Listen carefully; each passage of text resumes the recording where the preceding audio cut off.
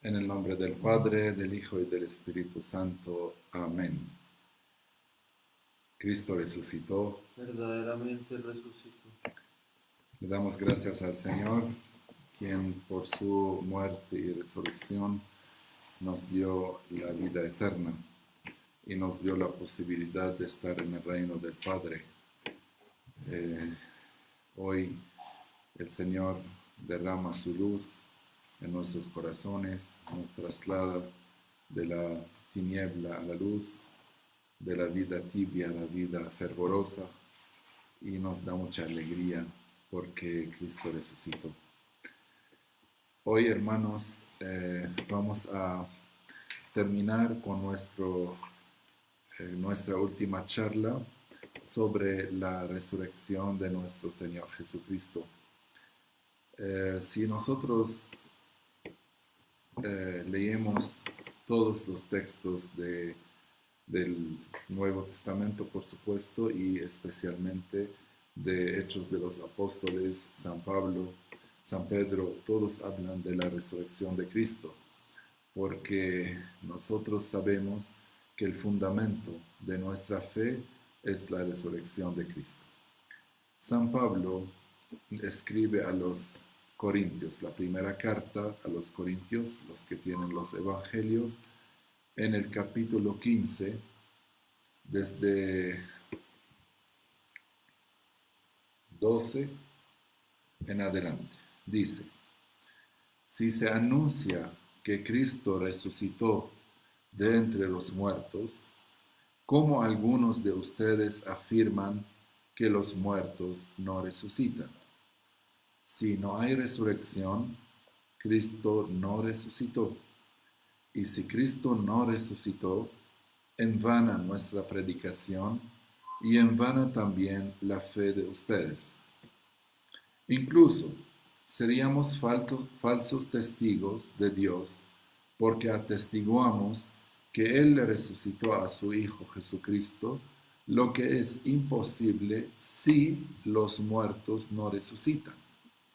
Porque si los muertos no resucitan, tampoco Cristo resucitó. Y si Cristo no resucitó, la fe de ustedes es inútil, y sus pecados no han sido perdonados. En consecuencia, los que murieron con la fe en Cristo han perecido para siempre. Si nosotros hemos puesto nuestra esperanza en Cristo solamente para esta vida, seríamos los hombres más dignos de lástima. Pero no, Cristo resucitó de entre los muertos, el primero de todos, porque la muerte vino al mundo por medio de un hombre, y también por medio de un hombre viene la resurrección. En efecto, así como todos mueren en Adán, así también todos revivirán en Cristo, cada uno según el orden que le corresponde. Cristo, el primero de todos, luego aquellos que están unidos a Él en el momento de su venida. Enseguida vendrá el fin, cuando Cristo entregue el reino a Dios el Padre, después de haber aniquilado todo principado, dominio y poder. Porque es necesario que Cristo reine hasta que ponga a todos los enemigos debajo de sus pies. El último enemigo que será vencido es la muerte, ya que Dios todo lo sometió bajo sus pies. Pero cuando Él diga, todo está sometido, será evidentemente y a excepción de aquel que le ha sometido todas las cosas. Y cuando el universo entero le sea sometido, Él mismo, Hijo, se someterá también a aquel que le sometió todas las cosas, a fin de que Dios sea todo en todos. Palabra del Señor. Gloria a ti, Señor Jesús. Uno de los textos más importantes de San Pablo es el que lo hemos leído ahora. En la época de San Pablo, había gente que decía que no hay la resurrección de los muertos, los muertos no resucitan. Y San Pablo dice, si no resucita, Cristo no resucitó, y por lo tanto ni estamos perdonados, ni nuestra fe es válida, ni nada. Nosotros los cristianos decimos que no. Nosotros decimos que Cristo resucitó de entre los muertos y sometió todos los dominios bajo sus pies, quiere decir, el enemigo del ser humano, que es la muerte, se sometió bajo los pies de Cristo. Toda la fe cristiana, todo lo que nosotros hacemos, todos los sacramentos, toda nuestra existencia, está basada sobre la resurrección de Cristo. ¿Por qué Cristo era necesario que resucitara? En primer lugar, nosotros sabemos que nuestro Señor es Dios, el Señor de los vivos. Nuestro Dios no puede estar muerto. Por lo tanto, cuando cantamos en arameo, Qadishat aloho, Qadishat haitono, Qadishat lomoyuto, estamos diciendo, Santo Dios, Santo fuerte, Santo inmortal. Según la tradición, dicen que cuando el centurión de los 100, este es el que estaba bajo los pies de la cruz, el romano, el jefe, el sargento romano, dice la historia que cuando Jesús murió, todo el ambiente se oscureció, había relámpagos, había un movimiento, como reaccionó la naturaleza frente a la muerte del Salvador. Entonces él lo miró y dijo, ¿cómo puede morir el Hijo de Dios? ¿Cómo puede morir Dios en la cruz? Y la historia dice que los ángeles aparecieron diciendo, Santo Dios, Santo fuerte, Santo inmortal. Por lo tanto, en los sacramentos, en la liturgia maronita, es como una acción de fe. En cada sacramento nosotros cantamos el trisagio, lo llamamos, Santo Dios, Santo fuerte, Santo inmortal.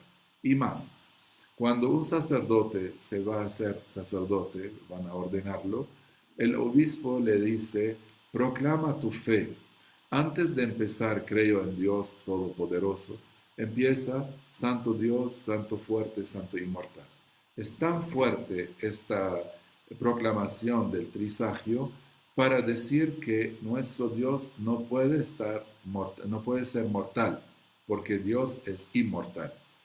Y la fe nuestra está, como les dije, basada sobre la resurrección. Jesús, al hacerse hombre, tomó la condición nuestra.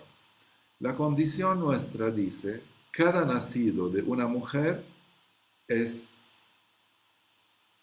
muere, mejor dicho. Cada nacido de una mujer muere. Jesús, al nacer de la Santísima Virgen María, debe morir. Ahora, ¿cómo es la manera? Es otra cosa. Pero al ser nacido de una mujer, tiene que morir. Esa es digamos, la ley que Dios puso al género humano. Y Jesús, al tomar la naturaleza humana, obedece lo que Dios había hecho para el género humano.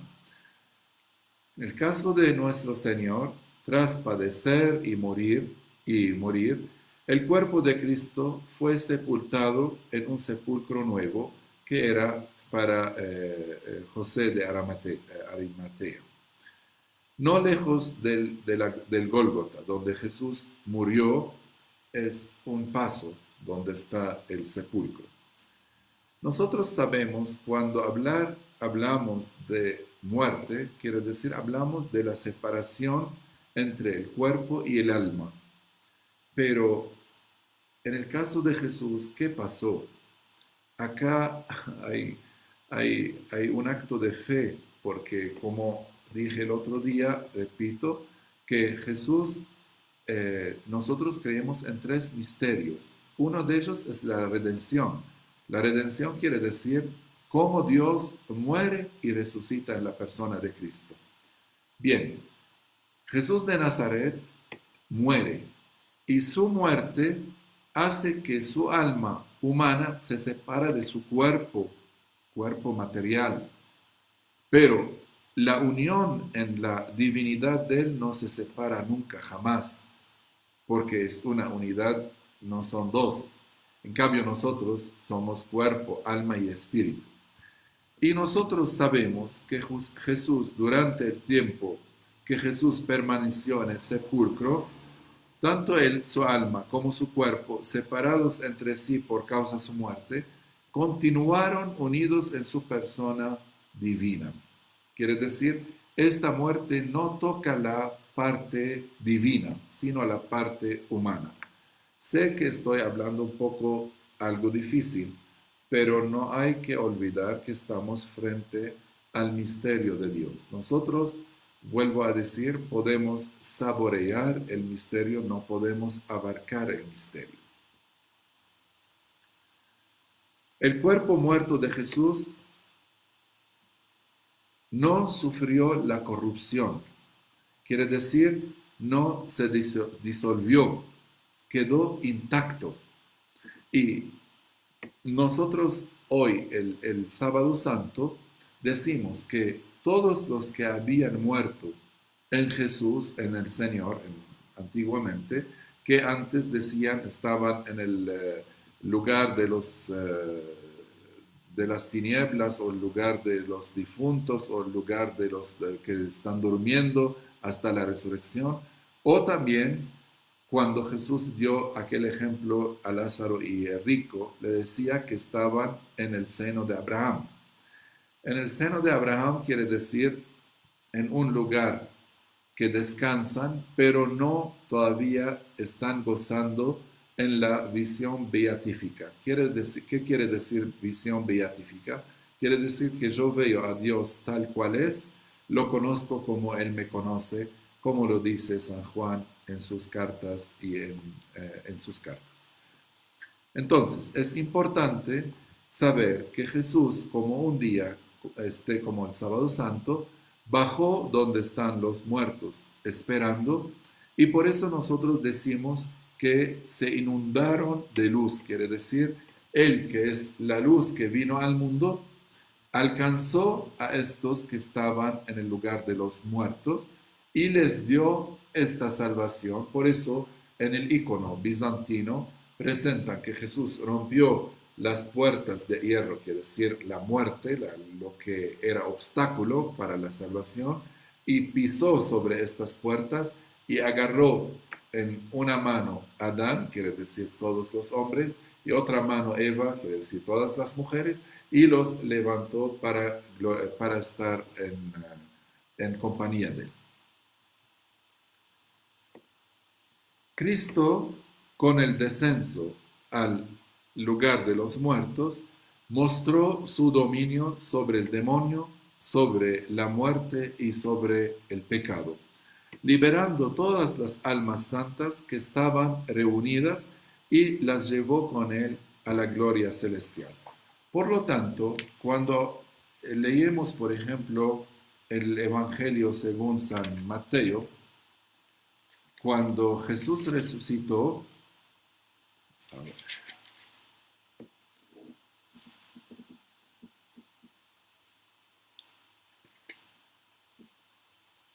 acá dice,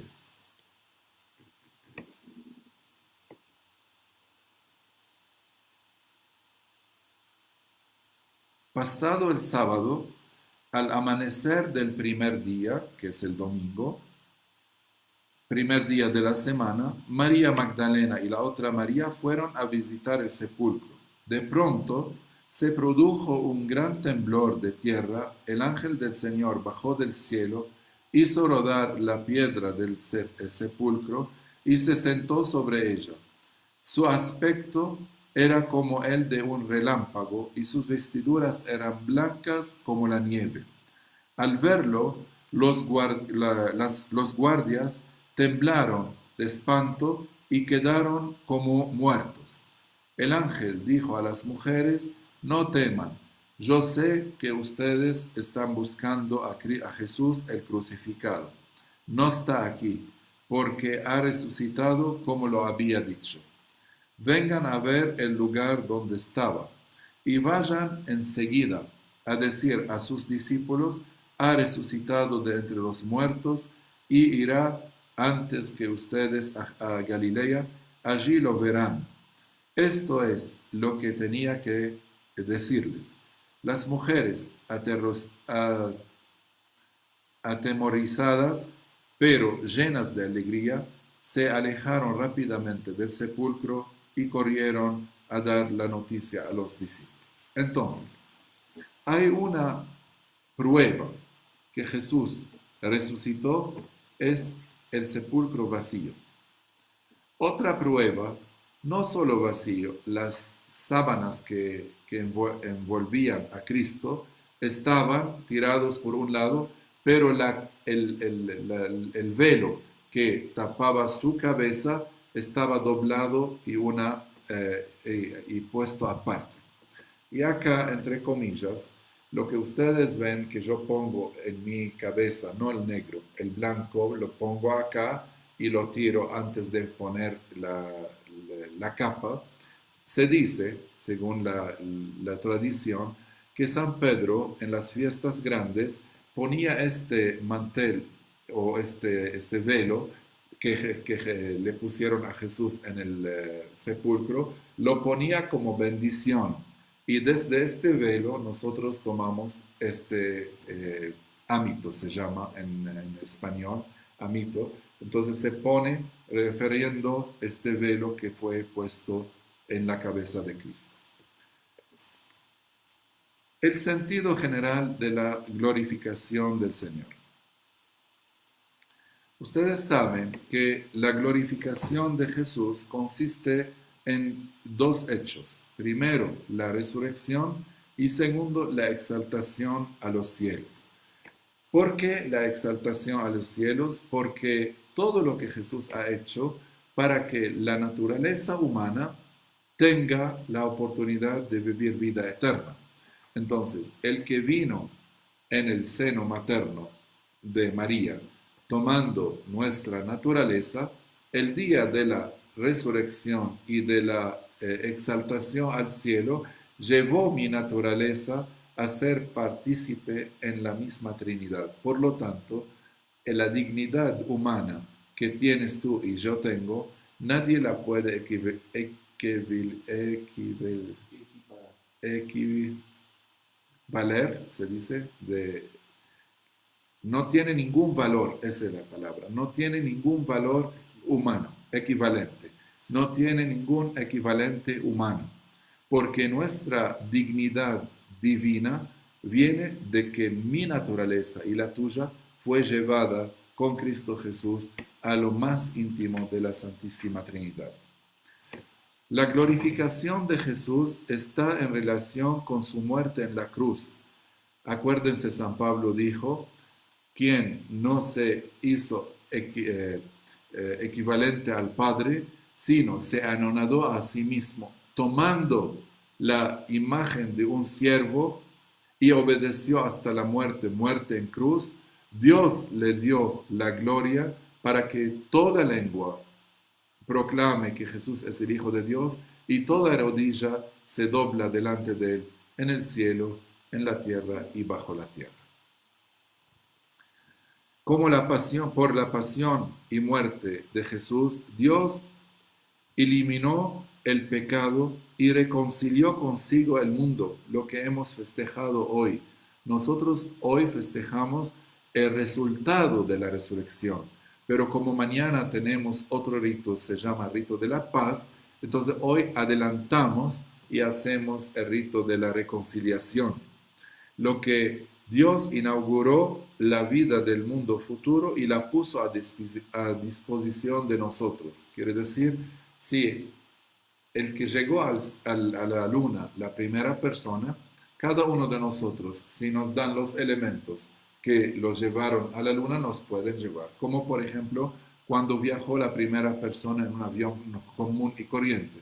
Después, cada persona que subía al mismo avión y que podía viajar sin ningún peligro, todos llegamos desde el Líbano a Colombia, desde Colombia a Ecuador, de Colombia a Perú, etc., para decir que todo el mundo ya puede viajar. Si Jesús resucitó, cada ser humano, tomando los elementos necesarios, puede llegar a la resurrección porque hay una persona resucitó. Por eso lo llamamos el primogénito entre todos.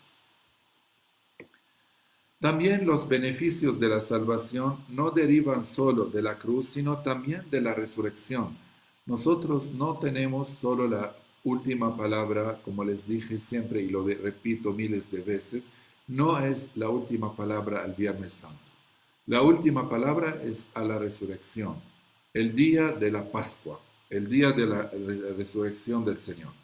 Esos frutos se aplican a los hombres por la mediación de la Santa Iglesia y por los sacramentos, concretamente por el bautismo, en el cual recibimos el perdón de nuestros pecados, el perdón de nuestro pecado original y personal, y el hombre se reviste de la gracia con la nueva vida de la resurrección. Por eso, los que se bautizaban antiguamente, había una pila, uno debe bajar 7 escalones, y en estas 7 escalones habían escrito en cada escalón un pecado capital, y bajaba y sacaba su ropa como sacando este hombre antiguo, el hombre del pecado, el hombre que está lleno de la maldad, el hombre que tiene intenciones desordenadas, etc.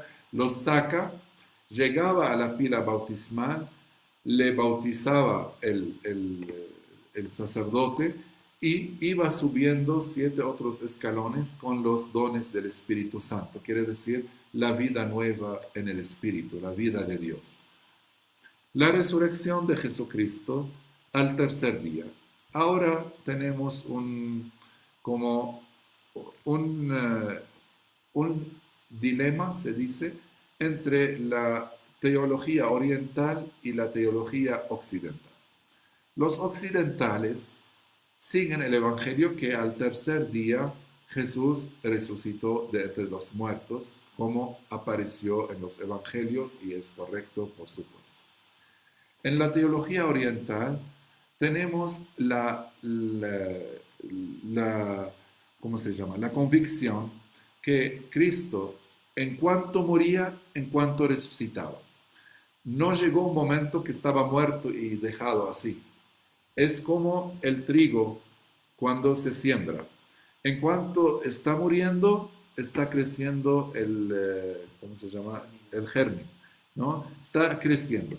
De una parte uno ve que hay el trigo que se pudre, que le sale olor feo, pero al mismo momento estamos viendo que está surgiendo el germen nuevo que va a dar la espiga y que va a dar muchos trigos. Por lo tanto, en la iglesia occidental, al cual nosotros pertenecemos los maronitas, nosotros hacemos esta como separación clara, quiere decir, vestimos la iglesia de negro, hacemos un sepulcro, dejamos el sepulcro hasta el domingo en la misa o la misa del sábado de medianoche o de la madrugada del domingo, etc. Lo dejamos cerrado para decir que Jesús quedó 3 días en el sepulcro y al tercer día resucitó. En las liturgias bizantinas, al menos lo que yo conozco, ponen el mismo día un adorno muy grande, un monumento muy grande, y todo adornado con flores. Hasta los sacerdotes se visten de colores rosados, verdes, azules, colores muy alegres, y en el mismo rito del funeral de Jesús hacían la resurrección. Quiere decir, sepultándolo y diciéndole, muéstranos tu resurrección. Por eso los cantos de ellos no se separan. Si uno escucha los cantos bizantinos, está mezclada la resurrección con la muerte. No hay una separación, no hay al menos el tiempo de la separación. Pero las dos son correctas, porque Jesús dijo, si el trigo no cae en la tierra y muere, no da sus frutos. Y él hizo semejanza del trigo a sí mismo. Entonces, esa teología es válida. Y la otra, que es separar estos 3 días desde el viernes hasta el domingo, también es válida porque así lo representa el Evangelio. La resurrección de Jesús no es un retorno a la vida terrena, no es un retorno a la vida terrena. Acuérdense que el sábado pasado hemos leído el texto de la resurrección de Lázaro, pero Lázaro, el amigo de Jesús, volvió a la vida terrena y después de unos años murió y quedó su cementerio en la Tierra Santa hasta el día de hoy. En cambio, la resurrección de Jesús se dio una sola vez para siempre. Por lo tanto, su cuerpo humano se vistió de un cuerpo glorificado, un cuerpo luminoso. Para entenderme mejor, ustedes saben que cuando Jesús estaba en la cruz, se realizó en él la profecía de Isaías, que decía en 53, Isaías 53, dice que no tenía una apariencia para que podamos mirarlo. Era tan desfigurado, acuérdense los golpes, los que escupieron sobre él, la tierra que quedó pegada por la causa de la sangre caída de la corona, el rostro hinchado por los golpes, por las bofetadas. Entonces Jesús casi no era la misma persona, casi. Estoy hablando de la desfiguración física. Si ustedes ven la película, por ejemplo, de Mel Gibson, La Pasión, se da este aspecto que Jesús era tan desfigurado que uno a veces dice, no puede ser un ser humano tan así, tan como, entre comillas, disculpe Señor, como feo, como golpeado, como no tiene un físico que podemos mirarlo, que podemos gozar al verlo. Entonces, ese mismo Jesús que lo vieron en la cruz de esta forma, ¿y quién estaba bajo la cruz? Y esto es lo que yo quería decir. Estaba María, Juan, la hermana de María, la María de Cleofás, y también estaba María Magdalena. ¿Qué pasa el primer día de la semana, el domingo? Va María Magdalena con las otras Marías y llegan y ven, a uno pensaban que era el campesino. Y ella le dice, llevaron mi Señor, por favor, si sabe dónde lo pusieron, si nos dice. No lo reconoció, aunque fue Jesús. Pero ella, como la última vez que lo vio desfigurado. Cuando lo vio en el campo, el día de la resurrección, no pudo reconocerlo. Por favor, Señor, si tú sabes o tú lo llevaste o sabes quién lo llevó, cuéntanos. ¿Dónde lo han puesto? ¿En qué momento María conoce a Jesús? Cuando la llama por su nombre, le dice, María. No puede ser que, bueno, mis ojos me engañaron, pero mi oído también, no puede ser. Es la misma voz del Señor. Por eso ella lo mira y le dice, Raboni, quiere decir mi Señor. Y se arrodilla, quiere tocarlo, dijo, todavía no, porque no he subido donde mi Padre. Quiere decir, mi cuerpo ya no es un cuerpo material que se puede tocar. Es un cuerpo glorificado, es un buen cuerpo luminoso.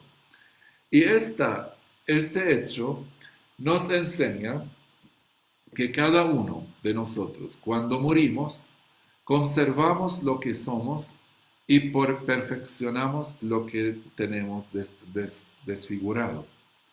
Y esta es la belleza, que si yo muero, tengo 90 años, no voy a resucitar con cuerpo de 90 años.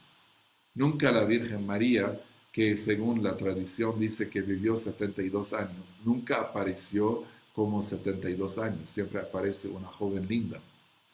Y por eso, como dice el Salmo, renueva nuestra persona como el águila. ¿Sí? Entonces, todo lo que tengo desfigurado en mí se va a la perfección. Y todo lo que me hace a mí me hace a mí, entonces se conserva. Y acá me acuerdo de un chiste, pasó así como para un poco descansar, hoy es resurrección, entonces podemos hacer broma. Estaba el patriarca actual, era obispo, y vino a dar una como charla sobre la resurrección. Y estaba al lado mío una señora que era mayor que yo y empezó como a tener arrugas. Entonces yo le dije, ella me dijo, pregúntale, ¿cuándo vamos a resucitar? ¿Resucitamos con cuerpo joven o como viejitos? Le dije, no sé, yo no voy a preguntarle ahora porque él está hablando, yo no lo voy a cortar. Pero lo que yo te aseguro que mejor morir ahora para no resucitar como una pasta, como una pasas de uva. Entonces, entonces eso, como uno tiene miedo que se levante o que se resucita como pasa de uvas, ¿no? Nosotros sabemos que los apóstoles, después de la resurrección, salieron a todo el mundo anunciando la resurrección de Cristo. Desde los apóstoles hasta el día de hoy, toda la evangelización está basada con la palabra querigma. ¿Qué quiere decir querigma? Quiere decir que nosotros anunciamos a Cristo muerto y resucitado. Este es el misterio. Porque, ¿cuál es el que me hace temblar? ¿Por qué todos estamos en las casas? Que alguien de ustedes me cuente, ¿por qué todos estamos en la casa? De una forma u otra, porque inconscientemente o conscientemente tenemos miedo de agarrar el virus y morir. Entonces, el miedo más grande que ataca al ser humano es la muerte. Por lo tanto, es una realidad que va a enfrentar cada persona de nosotros. Cada persona la va a enfrentar. ¿Quién le da un ánimo para seguir viviendo bien? Porque a veces también, si yo sé mi final, ¿por qué voy a seguir trabajando? Si yo voy a morir, ¿por qué voy a luchar? ¿Por qué voy a estudiar? ¿Por qué voy a trabajar? ¿Por qué voy a hacer? Bueno, vivo, como y al final me muero, porque ya no hay otra. El que hace esta esperanza de vida es la resurrección de Jesús. Que yo, a pesar de esta muerte, me voy a pasar de un estado a otro. Por eso decimos Pascua, quiere decir pasar, ¿sí? Pasar de la vida del pecado a la vida de gracia, de las tinieblas a la luz, de la muerte a la resurrección. Y nosotros, por ejemplo, los monjes, cuando muere alguien, decimos hizo su Pascua. Quiere decir, pasó de la vida mortal a la vida inmortal.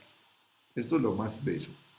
Que nosotros, aunque vamos a pasar, y esto va a tocar a todo el mundo, si a Jesús le tocó, me va a tocar a mí, pero lo más lindo que esto me va a ayudar a tener una vida infinita.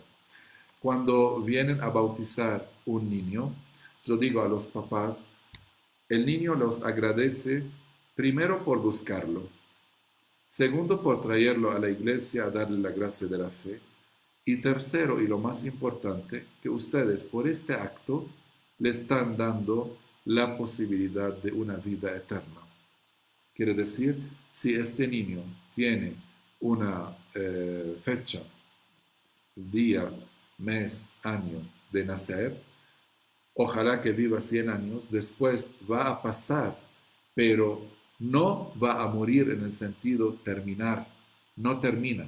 Y su paso, su Pascua última, ojalá después de 100 años, este se llama la Pascua última, quiere decir, va a pasar de esta vida a la vida eterna. Porque como dice San Pablo, y lo hemos escuchado, si nosotros creemos solamente en Jesús en esta tierra, somos hombres dignos de lástima. Somos gente digna de lástima. Nosotros creemos en Jesús acá para seguir viviendo con Él allá. Y el que busca a Cristo aquí en esta tierra sin la cruz, lo va a encontrar la cruz sin Jesús. Jesús no se separa de su cruz. Su cruz para nosotros es el puente que me pasa a la vida eterna. De la resurrección de Jesús debemos sacar para nosotros? Primero, fe viva. Nosotros sabemos que quien creemos en Él es Él mismo, ayer, hoy y para siempre. Y todas las naciones, escúchenme bien, todas las naciones, todas las religiones, todos los seres humanos van a arrodillar delante de Él. Y toda lengua va a proclamar que Él es el Hijo de Dios. Así Dios lo puso y así Dios lo va a realizar. Leyen San Pablo cuando dice, toda rodilla dobla, toda lengua anuncia que Jesús es el Hijo de Dios para la gloria de Dios Padre. Por lo tanto, nosotros sabemos que todo el mundo va a arrodillar a nuestro Señor. Y esto es lo más bello y lo más lindo. 2. Esperanza. Nunca te desesperas, porque nosotros, por ejemplo, los orientales, nos llaman el pueblo o la gente resucitada, porque toda la liturgia oriental está enfocada sobre la resurrección. Por eso ustedes ven en las misas nuestras, no nos arrodillamos, porque representamos al resucitado. En las iglesias greco-melquitas o ortodoxas no hay bancas, hay como una silla. Entonces la mayor parte, los hombres, las mujeres, se ponen y ponen las manos así para descansar, y hay como una tablita pequeña, pero no es una banca como la que tenemos en las iglesias maronitas y latinas. Entonces, nosotros tenemos esperanza que vamos a volver a revestirnos de gloria, porque si se acuerdan el primer día que hablamos, que todo lo que Jesús ha hecho, yo como cristiano debo seguirlo. Si Jesús ayunó, yo ayuno, rezó, yo rezo, hizo bien, yo hago el bien, vivió tal, yo vivo tal, resucitó, yo resucito. Por eso San Pablo dice, los que mueren en Cristo resucitan también en Cristo. Y esta es ¿cómo se dice?, la consolación nuestra. Deseo también de la gracia y la caridad que nos transforman. Quiere decir que nos transforman la gracia y la caridad, llevándonos a vivir una vida sobrenatural, que es la vida de Cristo, buscando ser realmente santos. Es suficiente leer la epístola de San Pablo a los Efesios, que Dios nos creó pensándonos antes de los siglos para ser santos inmaculados, sin ninguna mancha. Esa es la voluntad de Dios sobre tu vida y la mía.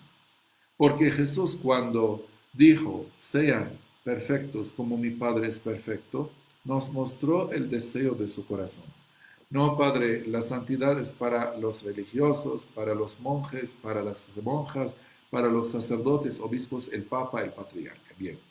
¿Y tú como bautizado, acaso no estás llamado a la santidad? La santidad es el deber de cada cristiano. No puedes ser cristiano que no te extiendes a la santidad. Y la santidad, como les dije, es dejar que Dios viva en nosotros. Lo más importante, dejarle el puesto primero. Santa Teresita, me van a decir, ahora les voy a contar otros chistes. Santa Teresita del Niño Jesús decía, me voy a ponerme en el último puesto, porque el primer puesto es para el Señor reservado. Como cuando llegamos a un matrimonio, en los dos primeros bancos dicen reservado para la familia del novio, reservado para... Bueno, en nuestra vida el primer puesto está reservado a Jesús. Acá otro chiste así para un poco reír. Santa Teresita yo en cada homilía menciono a Santa Teresita del Niño Jesús porque, bueno, yo la considero mi amiga personal y la que leí más sus escritos y Dios me dio la gracia de acompañar sus reliquias en el Líbano. Tuve una relación muy hermosa con ella.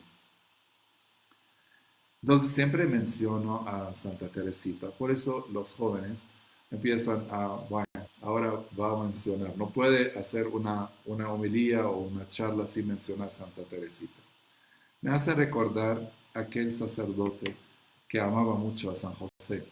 Y siempre en cada homilía mencionaba a San José, en cada charla mencionaba a San José. Al final la gente se cansó, pero por favor, hay otros santos, menciona otros. No, pero San José es el guardián de Jesús, el novio de la Virgen, el protector de la iglesia, el intercesor de las familias, el ejemplo de los empleados. San José es algo muy grande. Entonces, al final, la gente viene al obispo y le dice, pero bueno, San José es buenísimo, pero si el Padre nos habla de otras cosas, porque San José, San José, San José. Entonces, el obispo lo llama al Padre y le dice, bueno, Padre, mire, está bien hablar de San José, pero yo quiero que te hable un poquito, que tú hablas con tu parroquia de la Eucaristía, del ayuno, de la Virgen María, de la resurrección, de todo, y también de la confesión, de todo. Entonces, él fue con la confesión. Empezó a hacer la homilía. Entonces, ustedes saben que nosotros somos gente débiles, tenemos nuestros pecados, Dios quiere perdonarnos, ta, ta, ta, ta. Y por eso todos tienen que confesarse. Y para confesarse deben ir a la silla de la confesión. Y la silla de confesión está hecha de madera y San José era carpintero. Entonces, nosotros, aunque no queremos, yo no puedo sin mencionar a esta santa tan grande en la iglesia. Yo terminé, antes de despedirlos, porque ya son la hora, veremos si hay algunas preguntas. Mientras tanto, yo veo casi 75 personas. Ojalá que nos dicen si hay gente de Bogotá solo o fuera, de dónde al menos. Si no quiere escribir los nombres, sería bueno escribir Bogotá, Barranquilla, Cartagena, no sé, para darnos cuenta de dónde nos estaban acompañando, porque más o menos el número de las personas siempre fue entre 70 hasta 100 a veces este número, pero sería bueno saber de qué zona están acompañándonos. Y no sé si hay preguntas. Sergio.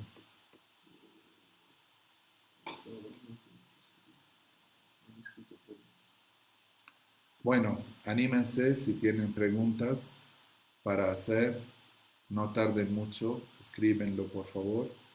Y nosotros sabemos que la resurrección de nuestros cuerpos, si alguien quiere después, ¿cómo se dice?, profundizar más, puede seguir la lectura de San Pablo a los Corintios, primera carta a los Corintios, capítulo 15, que habla de la resurrección fundamental, de la esperanza, habla de la condición de los cuerpos resucitados, cómo un cuerpo se siembra de una forma, se crece de otra forma. La victoria sobre la muerte es un texto verdaderamente bien denso, bien rico. Entonces, es así. Pregunta Henry Alexander Rivera Rojas. ¿Es cierto que al resucitar lo haremos en la edad de 33 años, que sería la edad perfecta del hombre? No, antiguamente no es la edad perfecta del hombre. Antiguamente era reconocido la edad de la madurez, 31, 32, así por el 30, al lado del 30. Esa era la edad de una persona madura. Nosotros decimos a los 18 hoy en día. En la época, ¿por qué Jesús empezó su misión a los 30? Porque justamente llegó a la madurez y allí empezó su misión. San Pablo, cuando fue a atrapar los cristianos de Damasco, también tenía 30 años, 31 años más o menos. Entonces, no es la edad perfecta, más bien la edad de la madurez. Ahora, cuando resucitaremos, veremos, Henry, nos veremos como en qué edad estaremos, yo no sé. Pero lo que sé, que si yo tengo una discapacidad física, mental, etcétera, no resucito con esta discapacidad. Eso le estoy seguro. Pregunta José Luis Santiago. ¿Cómo relacionamos en la práctica la muerte y resurrección de Cristo con la misión del cristiano? En cada momento, cuando tú vas a perdonar, esto quiere decir vas a morir al ego tuyo, pero vas a resucitar a la vida de Cristo. Y esta es la resurrección en el perdón. Cuando tú vas a servir, tú vas a dar de ti mismo. Entonces estás muriendo, digamos, porque eso es como un despego de uno mismo para el encuentro del otro y estás sirviendo al otro, entonces estás levantando al otro. Esa es otra resurrección. La resurrección es un acto que yo lo puedo vivir en cada minuto y en cada segundo en mi vida, en cada minuto. Mm,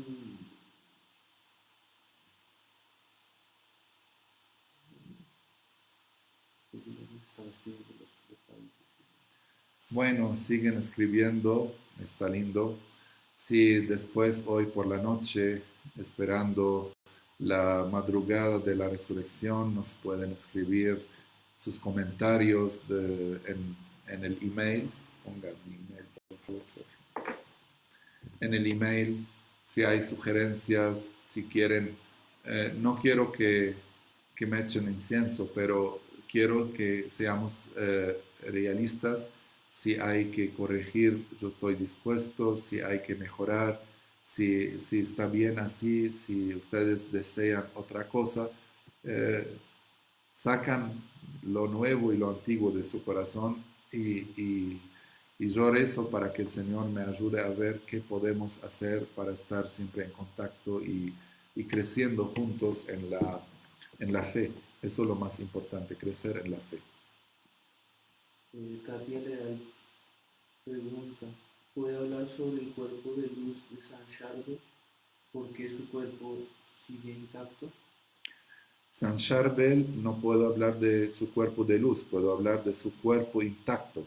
San Charbel, lo que pasó que cuando él murió, lo sepultaron entre los otros hermanos del convento, del cementerio del convento. Pero resultó que a los poco tiempo, estamos hablando 1898, no había electricidad, no había columnas como vemos en las calles y electricidad en todos los pueblos y todo. Entonces empezaron a ver todas las noches una luz, como un signo visible de que hay algo sobrenatural. Y entonces después de vigilar más de un día y etcétera, vieron que esta luz está como cada noche salía esta luz, pidieron el permiso y entraron al cementerio de los hermanos, de los monjes, que no era un cementerio bajo tierra como aquí. Acá los cementerios uno va y hay un jardín grande y hay como un lugar, el Campo Santo, y sepultan bajo la tierra. No es así. En los conventos hay como un cuarto y cuando uno entra al cuarto hay a la mano derecha y a la mano izquierda y en el fondo como repisas y sobre cada repisa ponían un cadáver. Entonces cuando ellos entraron y vieron que el ataúd de San Charbel estaba como mojado y cuando había entre ellos un hombre que tenía joroba, y cuando levantaron este cajón para ver qué pasó adentro, porque aquí estaba como mojado, se le cayó de este líquido sobre la espalda y él, sin saberlo, quedó recto. Y cuando abrieron, vieron que el cuerpo estaba vivo y no estaba corrupto. Y más estaba lleno de agua y sangre y sudor, nosotros decimos. Y este líquido no hizo que el cuerpo sea arrugado, no hizo que el cuerpo se pudre, tiene olor feo. Al revés, empezaron a sentir como olor de perfume. Y aquí empezó digamos, la fama de San Charbel, porque el hombre cuando salió de este cuarto, la gente que lo conocía toda la vida con joroba, lo vio recto y le preguntaron, él no se daba cuenta. Y allí empezó ¿cómo se llama? La fama de San Charbel. Nosotros sabemos que San Charbel, su cuerpo quedó intacto hasta la beatificación.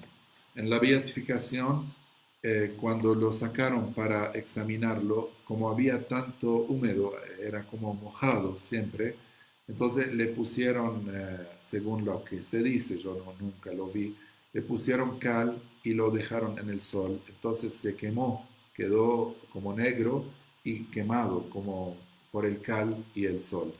Entonces, hoy en día se conserva un cuerpo, digamos, completo, pero no daba más después de la beatificación, al menos no se dice en el convento, en el Líbano o en la iglesia maronita que su cuerpo daba líquido o está iluminando, no, eso no. Pero antes sí, cuando empezaron los milagros, sí veían la luz que salía de su tumba, pero no de su cuerpo. Pregunta Diana Balaguer Pérez.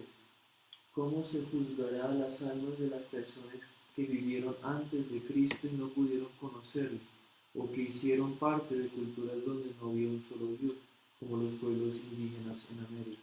Justamente por eso nosotros decimos que Jesús bajó a donde ellos estaban y los levantó con él, porque su salvación no solo a la gente que estaba en su tiempo y a nosotros que venimos después, también su salvación tiene retroactivo hacia atrás, porque Él es el Salvador del género humano. ¿Y cómo se salvaron? Hay que preguntar su misericordia, porque Jesús vino para el ser humano, sea indígena, sea esclavo, sea negro, blanco, amarillo, rojo, cualquier color que el ser humano tiene, Dios vino por él. Dios vino por él. Bueno, gracias nuevamente. Los que comparten un retiro espiritual completo, nosotros tenemos en la tradición maronita, rezamos un Padre Nuestro, una Ave María, pedimos la intercesión de los santos Pedro y Pablo y la Santísima Virgen María, por supuesto, y podemos recibir lo que se llama la, ¿cómo se llama? Plenaria, indulgencias plenarias, indulgencia plenaria. Entonces, pero lo más importante que los que compartieron en todo este retiro, porque este retiro tiene sus también efectos espirituales sobre nosotros, sobre nuestras familias y sobre la iglesia y toda la sociedad. Por eso los invito en este momento a rezar conmigo y después recibir la bendición. En el nombre del Padre, del Hijo y del Espíritu Santo. Amén. Rezamos por el Papa Francisco y sus intenciones. Padre nuestro que estás en el cielo, santificado sea tu nombre. Venga a nosotros tu reino. Hágase tu voluntad en la tierra como en el cielo. Danos hoy nuestro pan de cada día. Perdona nuestras ofensas como también nosotros perdonamos a los que nos ofenden. No nos dejes caer en tentación y líbranos del mal. Dios te salve María, llena eres de gracia. El Señor es contigo. Bendita tú eres entre todas las mujeres. Bendito es el fruto de tu vientre, Jesús. Santa María, Madre de Dios, ruega por nosotros pecadores, ahora y en la hora de nuestra muerte. Amén. Gloria al Padre, al Hijo y al Espíritu Santo. Como era en el principio, ahora y siempre, por los siglos de los siglos. Amén. San Pedro y San Pablo, rogad por nosotros. San Pedro y San Pablo, rogad por nosotros. San Pedro y San Pablo, rogad por nosotros. Santa María, Madre de toda la Iglesia, ruega por nosotros. El Señor esté siempre con ustedes. Con tu espíritu. La bendición de Dios Todopoderoso, Padre, Hijo y Espíritu Santo, descienda sobre ustedes y les da la indulgencia plenaria a todas las personas que han participado en este retiro espiritual durante la Semana Santa 2020. Que el Señor siempre los acompañe, que los proteja de toda pandemia y de toda enfermedad y todo peligro, que su cruz los reserva de sus enemigos visibles e invisibles y que el Señor los hace apóstoles de su evangelio y de su amor. El Señor los bendiga y los guarda siempre. Amén. Gracias por acompañarme y gracias por sus oraciones por mí. Nos encontramos a las 6:30 en acompañar la Santísima Virgen María.